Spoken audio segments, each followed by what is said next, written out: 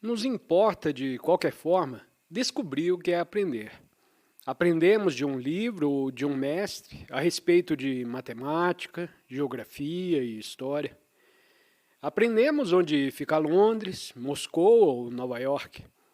Aprendemos como funciona uma máquina ou como as aves constroem os seus ninhos e cuidam dos filhotes e etc. Pela observação e pelo estudo, aprendemos. Esta é uma maneira de aprender.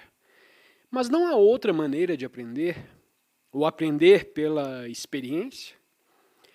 Quando vemos um barco no rio, as velas refletidas nas águas tranquilas, não é isso uma experiência extraordinária?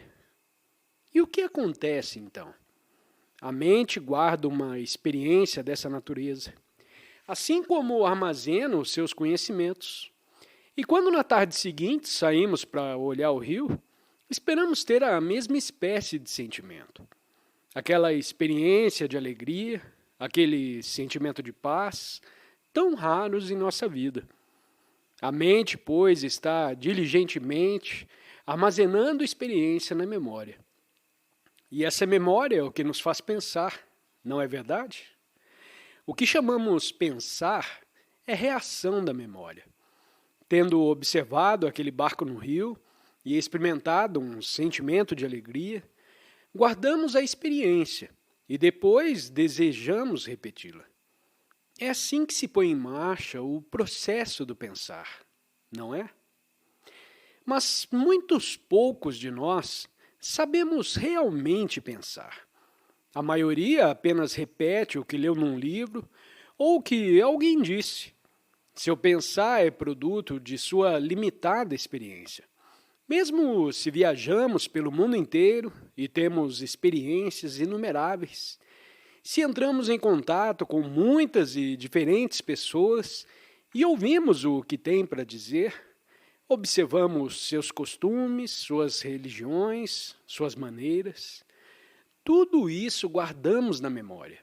E daí resulta aquilo que chamamos pensar. Comparamos, julgamos, escolhemos e, mediante esse processo, esperamos encontrar uma atitude racional perante a vida. Mas essa espécie de pensar é muito limitada. Está confinada numa área insignificante. Temos uma experiência, como a de ver um barco no rio, ou o transporte de um morto para os Burning Gates, ou uma aldeã transportando um pesado fardo. Tudo isso se nos imprime na mente. Mas somos tão insensíveis que essas impressões não se aprofundam e amadurecem. E é só quando temos essa sensibilidade para todas as coisas que nos cercam que há o começo de uma diferente espécie de pensar, não limitada por nosso condicionamento. Se está firmemente apegado a um certo sistema de crenças, olha todas as coisas através desse especial preconceito ou tradição. Não tem contato com a realidade. Já teve ocasião de notar as mulheres da aldeia a transportar pesadas cargas para a cidade? Quando nota, o que acontece com você? O que sente? Ou já tantas vezes viu essas mulheres passarem que nada sente, porque você se acostumou com isso e, portanto, nada observa. E mesmo quando nota uma certa coisa pela primeira vez, o que acontece? Automaticamente traduz o que vê de acordo com seus preconceitos. Não é assim? Vocês o experimentam segundo o seu condicionamento de comunista, socialista, capitalista ou outroísta qualquer. Mas se nada disso é e nada olha através do crivo de nenhuma ideia ou crença, porém está em contato direto com a coisa, percebe a extraordinária relação existente entre você e aquilo que observa. Se não tem preconceito, nenhuma tendência, se está aberto, então tudo o que te cerca se torna extraordinariamente interessante e intensamente vivo. Eis porque tanto importa enquanto jovens, notar todas as coisas. Estar cônscio do barco no rio, observar o trem que passa, ver o camponês com seu pesado fardo, observar a insolência do rico, o orgulho dos mestres, da gente importante, dos que se julgam grandes sabedores. Observe simplesmente, sem os criticar. No momento em que os criticar, já não está em relação com eles. Já existe uma barreira entre vocês e eles. Mas se simplesmente observar, estará em relação direta com as pessoas e as coisas. Se puder, observar com vigilância, com penetração, mas sem julgar, sem concluir, descobrirá que o seu pensar se torna admiravelmente penetrante. Estará então aprendendo a todas as horas. Em toda parte ao redor de vocês há nascimento e morte. Luta por dinheiro, posição, poder, o infindo processo que chamamos a vida. E não sente, às vezes, mesmo os mais novos de vocês, curiosidade sobre o significado de tudo isso? Em geral, nós queremos uma resposta. Queremos que nos digam qual é a significação das coisas. Assim, abrimos um livro, político ou religioso, ou pedimos a alguém que nos ensine. Mas ninguém o pode ensinar, porque a vida não pode ser compreendida através de um livro. E tampouco ser compreendido o seu significado pelo seguirmos uma certa pessoa ou por recitarmos uma certa oração. Vocês e eu devemos compreendê-la por nós mesmos, e isso só podemos fazer quando estamos plenamente cônscios, muito atentos e vigilantes, observando com interesse tudo o que nos cerca. Então, descobriremos o que é ser realmente feliz. A maioria das pessoas são infelizes. Infelizes porque não há amor em seus corações. O amor surgirá em seu coração quando nenhuma barreira existir entre você e o outro. Quando observar as pessoas que encontrar, sem as julgar.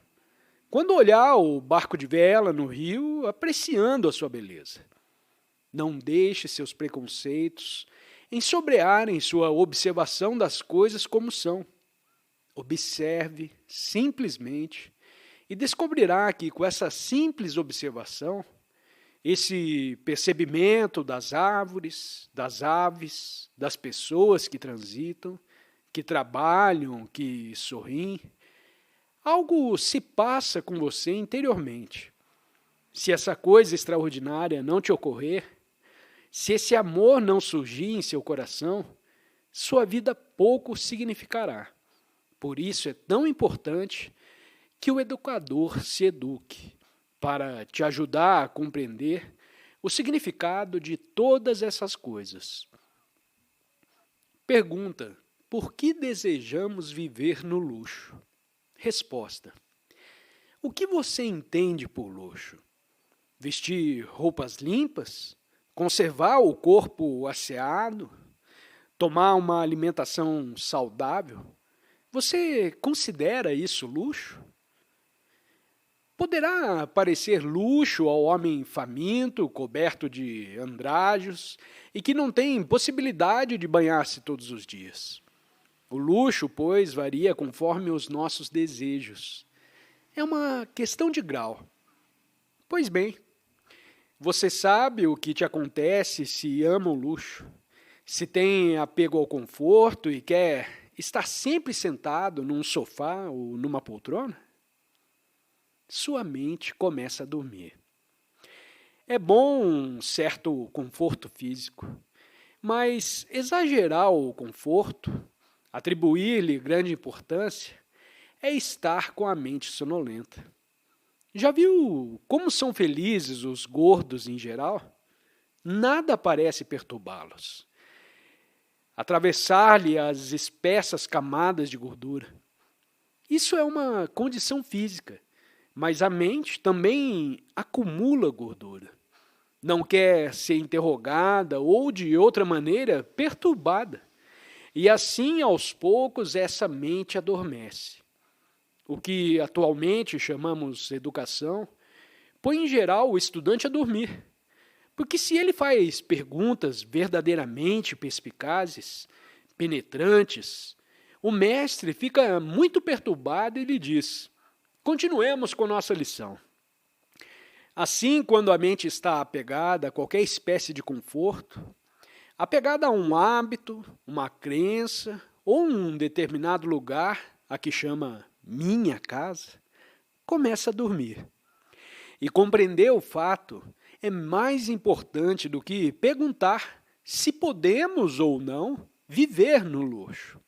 A mente, que é muito ativa, alertada, vigilante, nunca se apega ao conforto. Para ela, luxo nada significa. Mas o simples fato de ter poucas roupas não indica que a pessoa tenha uma mente alertada. O sannyasi, que exteriormente vive com muita simplicidade, pode ser muito complexo interiormente, com seu cultivo da virtude, do desejo de alcançar a verdade ou alcançar a Deus. O importante é ser-se interiormente muito simples, muito austero, quer dizer, não ter uma mente atravancada de crenças, de temores, de desejos inumeráveis, porque só então a mente é capaz de pensar, explorar e descobrir realmente. Pergunta: pode haver paz em nossa vida enquanto estamos em luta com o nosso ambiente? Resposta: você não deve lutar com o ambiente? Não deve rompê-lo? O que crê em seus pais, seu fundo social, suas tradições, a qualidade dos alimentos que toma e as coisas circundantes, como a religião, o sacerdote, o homem rico, o homem pobre, tudo isso constitui o seu ambiente. Não deve romper com esse ambiente, o contestando e revoltando-se contra ele. Se não está em revolta, se meramente aceita o ambiente, há uma espécie de paz, mas é a paz da morte. Mas se luta para romper o ambiente e descobrir por você mesmo o que é verdadeiro, encontrará então uma paz de ordem diferente, a qual não é mera estagnação. É essencial lutar contra o ambiente. Você deve fazê-lo. Portanto, a paz não é importante. O importante é compreender e romper o ambiente. Daí vem a paz. Mas se buscar a paz pela mera aceitação do ambiente, ficará dormindo e tanto valeria morrer. Por isso é que, desde a mais tenra idade, deve existir em você o espírito de revolta. Do contrário, declinará. Pergunta: você é feliz? Resposta: sinceramente, eu não sei. Nunca pensei nisso. No momento em que uma pessoa pensa em ser feliz, deixa de ser feliz. Não é verdade? Quando está brincando e gritando de alegria, que acontece no momento em que você está cônscio de que está alegre. Você deixa de estar alegre. Você já notou isso? A felicidade, pois, é uma coisa que não se encontra na esfera da consciência. Quando procura ser bom, você é bom? Pode-se exercitar a bondade? Ou a bondade é algo que vem naturalmente quando está vendo, observando e compreendendo? Analogamente, quando você está cônscio de que é feliz, a felicidade foge pela janela. Buscar a felicidade é absurdo, porque só pode haver felicidade quando não a buscamos. Você sabe o que significa a palavra humildade? Pode-se cultivar a humildade? Se você repetir todas as manhãs, vou ser humilde hoje, isso seria humildade? Ou a humildade surge, espontânea, quando já não tem orgulho e vaidade?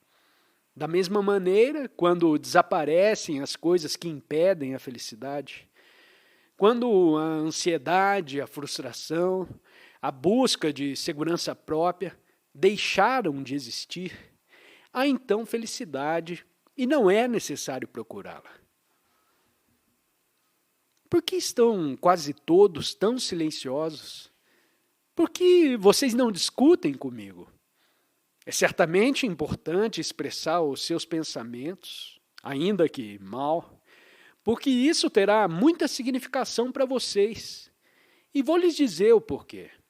Se começar agora a expressar os seus pensamentos e sentimentos, ainda que hesitantemente, quando crescer não serão sufocados por seu ambiente, por seus pais, pela sociedade e pela tradição. Mas, infelizmente, seus mestres não os estimulam a contestar. Não te perguntam o que você está pensando. Pergunta: por que choramos e o que é o sofrimento? Resposta: um menino deseja saber por que choramos e o que é sofrimento. Quando você chora? Chora quando alguém te toma o seu brinquedo, ou quando te magoa, ou quando perde uma partida, ou quando seu mestre ou seus pais te repreendem, ou quando alguém te bate. À medida que você se torna mais velho, chora cada vez menos, porque você se endurece contra a vida. Muitos poucos de nós choramos quando somos mais velhos, porque perdemos a extraordinária sensibilidade da meninice. Mas o sofrimento não é apenas a perda de alguma coisa. Não é simplesmente o sentimento de sermos barrados e frustrados. O sofrimento é uma coisa muito mais profunda. Veja, existe uma coisa que se chama falta de compreensão. Quando não há compreensão, há muito sofrimento. Se a mente não ultrapassar suas próprias barreiras, haverá sempre aflição. Pergunta: como podemos nos tornar integrados e sem conflito? Resposta: por que você se opõe ao conflito? Todos parecem pensar que o conflito é uma coisa terrível. Nesse momento, vocês e eu estamos em conflito? Não? Estou tentando lhes transmitir algo e vocês não estão compreendendo. Há, portanto, uma espécie de oposição, uma espécie de conflito. E o que há de mal no atrito, no conflito e na perturbação? Vocês não devem ser perturbados? A integração não vem quando a busca com o evitar do conflito. Só pelo conflito e pela compreensão do conflito pode haver integração. A integração é uma das coisas mais difíceis de alcançar, porque ela representa a completa unificação de todo o seu ser em tudo o que faz, em tudo o que diz e em tudo o que pensa. Não pode ter a integração sem a compreensão das relações. Suas relações com a sociedade, suas relações com o pobre, com o aldeão, com o milionário e com o governador. Para compreender as relações, deve lutar com elas, deve contestar e não meramente aceitar os valores estabelecidos pela tradição, por seus pais, pelo sacerdote, pela religião e pelo sistema econômico da sociedade a que pertence. Eis porque é essencial estar em revolta, pois de outro modo nunca terá a integração.